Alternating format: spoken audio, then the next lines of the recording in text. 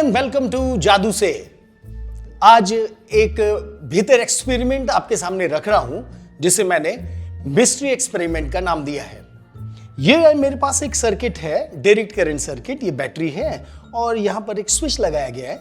ये एक छोटा बल्ब लगा हुआ है यहां पर, ठीक यहां से करंट जाएगा, ये दूसरे बल्ब के लिए जगह खाली है और ये वापस लौट कर इस जगह पर आ जाएगा। बैटरी यूज कर रहा हूं तो this are direct current source. अभी क्या हुआ कि मैं इस बल्ब को यहाँ पर लगाऊंगा, ठीक है, और स्विच को ऑन करूंगा और जैसे ही मैंने स्विच को ऑन किया तो ये वाला बल्ब जल जाएगा, पर ये वाला बल्ब नहीं जला।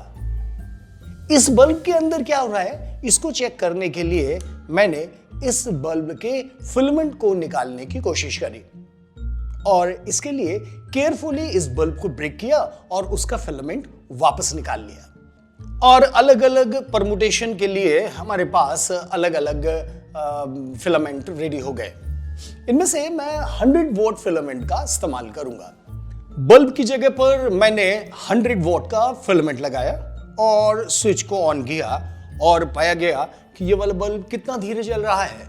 और अब मैंने इस पर फूंक मारी।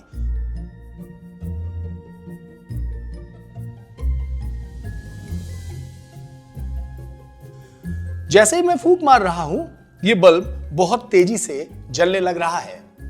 इसके बाद मैंने कुछ आइस क्यूब्स लिए और अब इस आइस क्यूब की मदद से मैं इस फिलामेंट को ठंडा करने की कोशिश करूंगा।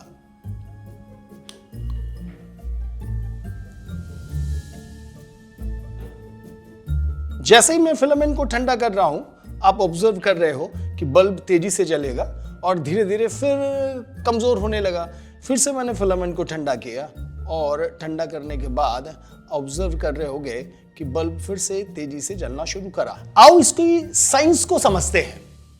एक्चुअली ये प्रिंसिपल दो पार्ट्स में काम कर रहा है। पहला, एक सिंपल सर्किट ले लो जिसमें डायरेक्ट करंट का एक सोर्स लगा दो और रेजिस्टेंस की जगह दो रेजिस्टेंस लगा लिए जाए, एक बड़े बल्ब के लिए और छोटे बल्ब के लिए।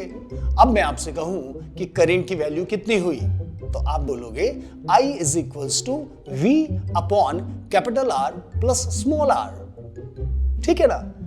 अब दूसरा प्रिंसिपल लेते हैं। किसी भी बल्ब का रेजिस्टेंस किस बात पे डिपेंड करता है तो फॉर्मूला आता है RT is equals to R naught bracket में 1 plus alpha delta T। Delta T increment in temperature होता है और alpha thermal coefficient of resistance होता है। मीनिंग यह हुआ कि यदि किसी बॉडी का फिलामेंट का टेम्परेचर बड़ा किया जाएगा तो उसका रेजिस्टेंस भी बड़ा हो जाएगा और अगर किसी तरीके से टेम्परेचर को कम किया जाएगा तो रेजिस्टेंस भी कम हो जाएगा। अब देखो यहां पर हो क्या रहा है। जब मैं इस पर फूंक मार रहा हूं तो फिलामेंट ठंडा होता चला जा रहा है और जब फिलामेंट ठंडा हो जाता है तो फिर क्या होता है, रेजिस्टेंस की वैल्यू कम हो जाती है। लेफ्ट हैंड साइड में देखना, अगर फिलामेंट के रेजिस्टेंस की वैल्यू कम होगी तो डिनोमिनेटर छोटा हो जाएगा, करंट की वैल्यू बढ़ जाएगी और वो करंट की वैल्यू हमको बल्ब में जलती हुई दिखाई दे रही है।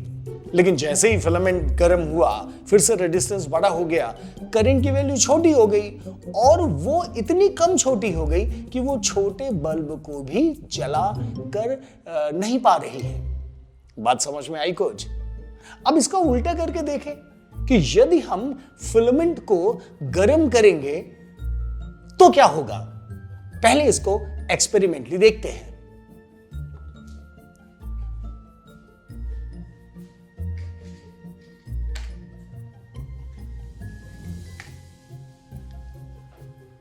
समझ गए भाई क्या हुआ? हाँ, जब माचिस की तीली से फिलामेंट का टेम्परेचर बड़ा किया गया तो रेजिस्टेंस बढ़ गया, करंट छोटी हो गई और छोटा वाला बल्ब नहीं जल पाया। और जैसे ही मैंने फूंक मारी तो क्या हुआ, फिर से वो रेजिस्टेंस कम हो गया, ठंडा हो गया, रेजिस्टेंस कम हो गया और वो बल्ब फिर से जल गया। तो दो प्रिंसिपल की मदद से एक शानदार एक्सपेरिमेंट आपके सामने रहा। मिस्ट्री समझ में आई ना? ऐसे ही शानदार वीडियोस को देखने के लिए लॉग इन करें जादूसे.com।